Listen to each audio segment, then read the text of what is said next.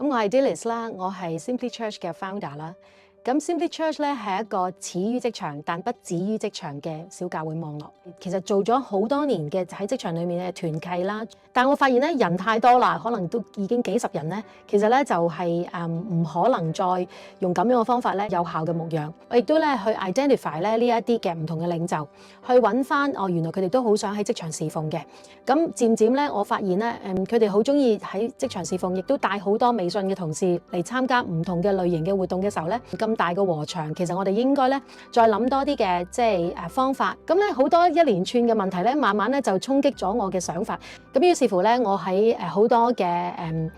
城中牧者啦、領袖咧去即係嘅支持底下咧，正式去建立一個教會。咁當然啦，我哋呢一類嘅新鮮形態嘅教會咧，其實咧都會有好多挑戰嘅。啲人會問你喺職場裏面去做牧養，其實你個工作都好忙㗎喎，咁你點樣去做咧？咁我哋嘅牧養咧，可能咧嗰個親切度咧，同埋嗰個親密度咧，可能比傳統嘅堂會教會咧更加嘅嚟得密切。點解咧？因為我哋其實咧日日都會見到呢啲同事嘅，咁所以咧呢一個嘅密切度咧係可以係 daily 嘅，甚至係即係上下晝上晝同佢祈完禱，佢下晝已經話有啲乜嘢嘅，即係神點樣工作咁樣咯。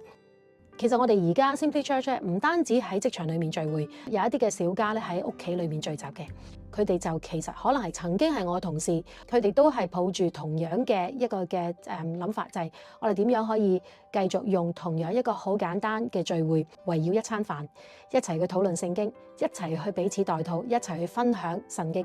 俾我哋嘅經歷，嚟到成為咗一啲嘅家人嘅關係。點樣去讓呢一種嘅方案去 multiply 喺佢哋所認識嘅人，佢哋所接觸到嘅一啲嘅群體嘅裏邊。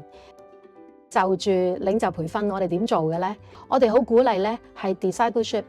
in community， 即係咧係彼此牧養，喺一個群體裏面嘅牧養，去追蹤、去追尋究竟聖經嘅真理係乜嘢嘢，揾翻原作者佢當其時點解要寫呢一卷嘅聖經。咁呢一啲嘅討論咧，係對我哋好大嘅啟迪，就係讓咧每一個信徒佢都成為一個認真查考聖經、認真去尋求真理嘅人。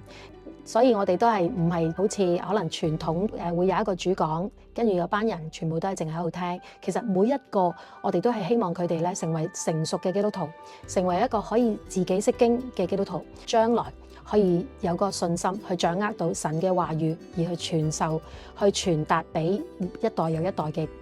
初信者又好，基督徒又好。